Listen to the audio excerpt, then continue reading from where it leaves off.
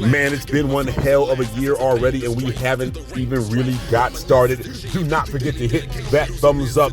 I am raw.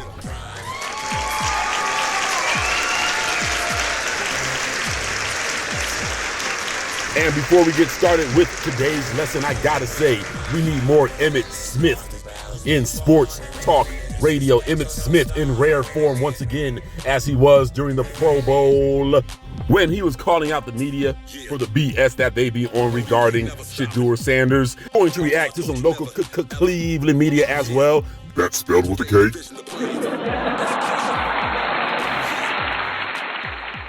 Buckle your seatbelts because we are going in. A marketing thing.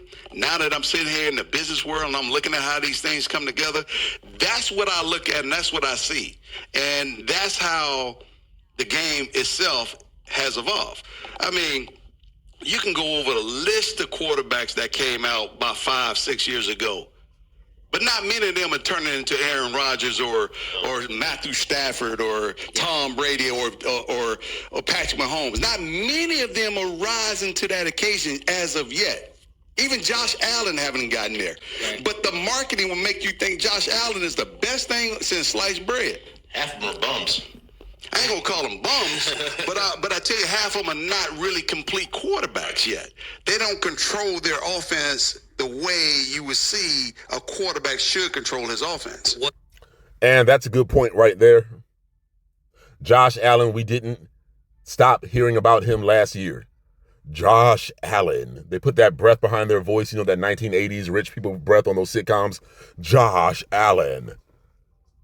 And he bummed it out. He crashed out in the playoffs. Now, he's a good quarterback, but Shedeur did outplay him. Let's not forget that. I'm taking Shedeur over the field, like I said. And we're going to continue to hear about Josh Allen. They're going to act like that horrible playoff game against Denver didn't happen, because they give these excuses to certain quarterbacks, but they hate on other quarterbacks. We know why. Let's go. Did your phone blow up with the most since the Super Bowl between the Josh Allen or Shedeur take? You've been spitting some football fire. Bobby said you should have a podcast. Well, you never knew. I'm going to have a Narcan podcast.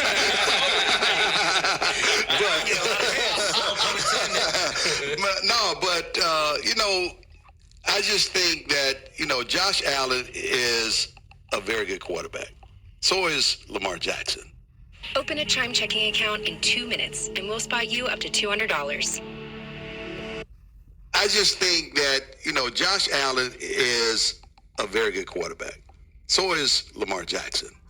Shedeur Sanders will become a very, very good quarterback because he's more cerebral. He doesn't have some of the athletic talent that Josh may have in terms of legs, and neither does he doesn't have those kind of things that Lamar Jackson and Josh Allen may have, but he has other things that he relies on. And that in itself separates him from some of those. He kind of puts you in a mode of, we say Patrick Mahomes can't really scramble, but he finds a way to scramble. Yeah. Shedeur finds a way to scramble, but his arm talent and his accuracy may be different. Now, how much of this is Dion bias? Emmitt, No, it's not Dion. It's not Dion bias. It's that I've seen the kid develop since he was a baby, pretty much. Matter of fact, he and EJ played with the truth back in the day when he was being developed as a quarterback. And so, but watching what he did through high school, watching what he was able to do at Jackson State, watching what he was able to do at Colorado, and what I look at, I don't look at the game like most people look at the game. I look at the decision-making of the quarterback. If you want your franchise player to be that guy, let's look at his decision-making tree. How is he finding the man-to-man matchup? Then let's go to the skill set. Is he accurate with the passes? And is there enough velocity on the ball to get it there? What is he doing? And how is he dictating to the defense, or is the defense dictating to him? And to me, that tells me the mindset of the quarterback, the intellect of the offense, and whether or not he's putting himself in the position to be that guy. And when I look around, sometimes I see guys. I'm sitting back and saying, "Man, the ball should be here," and you going where? Yeah, that doesn't make any sense. And so then I go back to coaching. How are you being coached? Maybe it's not him. Maybe it might be the coach. Right. Maybe it's the scheme. And if it's the scheme, then you're not teaching this kid how to be this. You have a robot. You got a robot. Call it a robot. Every Cowboy fan wants to know what Emmitt. And those are all awesome points right there. The problem, we all know, was Kevin Stefanski last year. Honestly, I like what I see from Todd Monken this year. The swagger is different. The maturity is different. A guy that looks like he wants to win and not get his way and not push his own agenda. Great stuff from Emmitt Smith. I agree completely. Now let's take a listen to the local Cleveland media. That's spelled with a triple K. Can you stomach these two bozos? First thing that Jeff said to you. Did Todd Monken just put Dillon Gabriel back on the radar yesterday? Are we making too much out of what he said? No, I think he's just trying to treat all three of them equally right now. Okay. Honestly, as he should, Daryl, maybe? just as coach? I don't know what good he actually saw on tape from Dillon Gabriel last year. Maybe he was being watching kind. Oregon tape. That would be the previous year then. Because I didn't see anything good on tape from Dillon Gabriel last year in practice or during games. So, I don't know. But I think that was just him being a diplomat, putting all three guys on equal footing. No, he shouldn't be treating them equally. As he just said, if he's doing that, being a diplomat, I can understand. But these two dudes right here, Baskin and Phelps, have been very hard to watch. But we must document this national agenda that seems to be going on with big corporate sports media, whether local or national. Hit that thumbs up. I'm going to keep going. But keep in mind that as of late,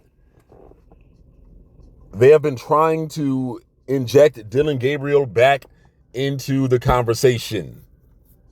They just cannot take the fact that the Browns have chosen Shedeur Sanders. It is obvious. Let's go. But for me, this is coming down to Shedeur v. Deshaun. And who do you expect to win that? Deshaun. Without a question. Yeah. He's got, look, he's unlike Shedeur Sanders, he's kind of done this before. Mm-hmm. Shedeur Sanders played last year, 7 games.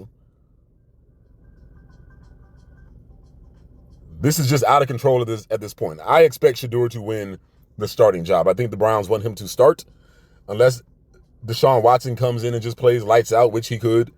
I think they'll still start Shedeur because they want Shedeur to be the future. Let's keep going. Expect that he'll probably learn the playbook faster. That's what last year came down to between Dillon and Shedeur. Aside from the third versus fifth round pick, it was about who learned the playbook faster. That was Dillon Gabriel. That's why you kept hearing how Dillon Gabriel was miles ahead of Shedeur. And again, they make these statements without offering any proof of how they know this because they don't know this. It didn't happen.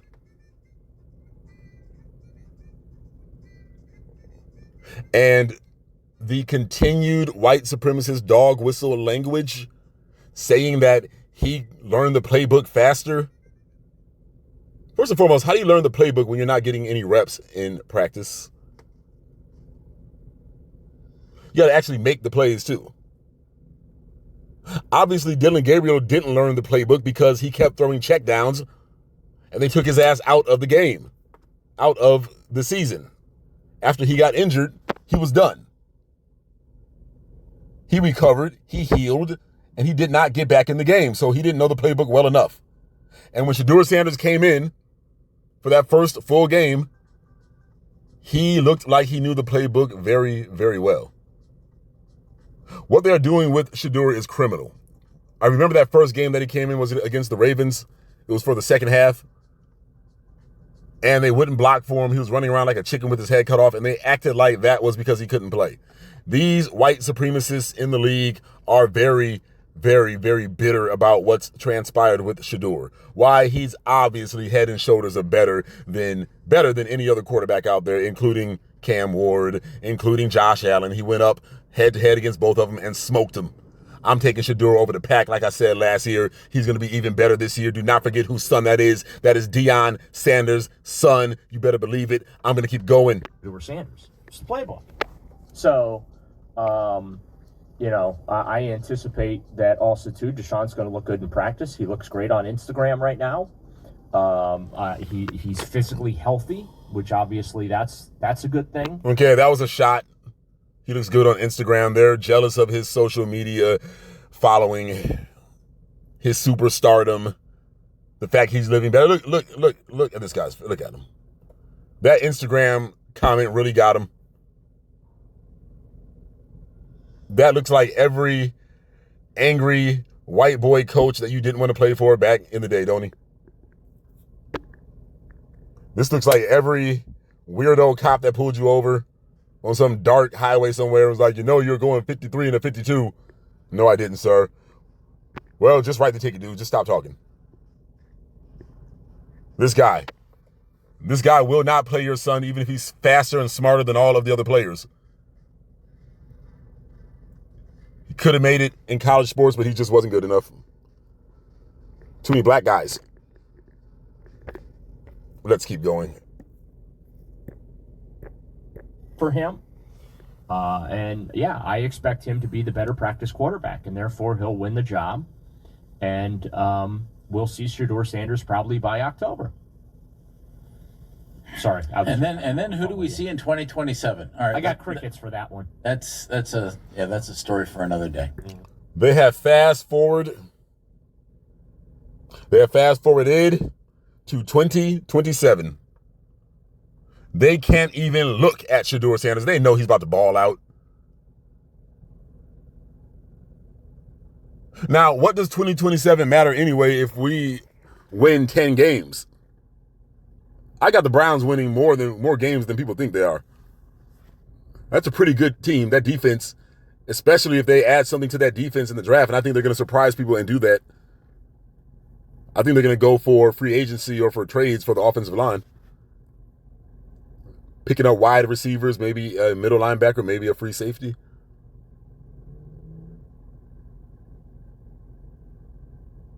But that was a very slick comment. A lot of anger. Let's look at that one more time. There was a lot of anger going on there when he said that. Let me back up just a tad. Him to be the better practice quarterback, and therefore he'll win the job. Zoom in. And we'll see Shedeur Sanders probably by October. Now, he thought about that first. You see that? Look at that grimace. He looks like one of the angry faces in Angry Birds. A bird without feathers. Sorry. And then who do we see in 2027? Ooh, that was some sheer. We got to take a look at that. That was really. Understand, these people are unstable. This isn't innocent. Look at him now. He's thinking here. Okay, he's thinking. Let's go. Fingers on the lips, rubbing the chin. He just rubbed the chin. Quarterback, and therefore he'll win the job. And we'll see Shedeur Sanders probably by October. Look down. Grimaced. Sorry. And then who do we see in 2027? All right, I got crickets for that one. Then he tried to move on real quick so he didn't sound like the unstable lunatic that he seems to be. Let's go. That's a story for another day. Mm-hmm. You guys are all business today. I like it. Oh, it's all, but we don't mess around. How's your hair? It's the best thing I got going, Andy. Keep saying that, babe. Keep saying that. And we're going to stop right there. And those have got to be two of the most boring dudes in sports radio. Like I said, these people are speaking to a certain fan base. So don't get too emotional in what they say, but still they are dangerous because they are putting a false narrative out there, not only about Shedeur Sanders, but other players in the NFL. At this point, it is a joke. A year later, they are still talking about Dillon Gabriel as if he is a viable candidate for a quarterback position, not only on the Browns, but in the NFL, period. No, the cancer has been removed from the body. Kevin Stefanski is gone. It is all systems go. I like the energy from Todd Monken. Get used to it, bozo clown ass dudes. The Kevin Stefanski era has come to a close. And thank God for that. But you all let me know what you think. Leave your comments in the box. This is Raw.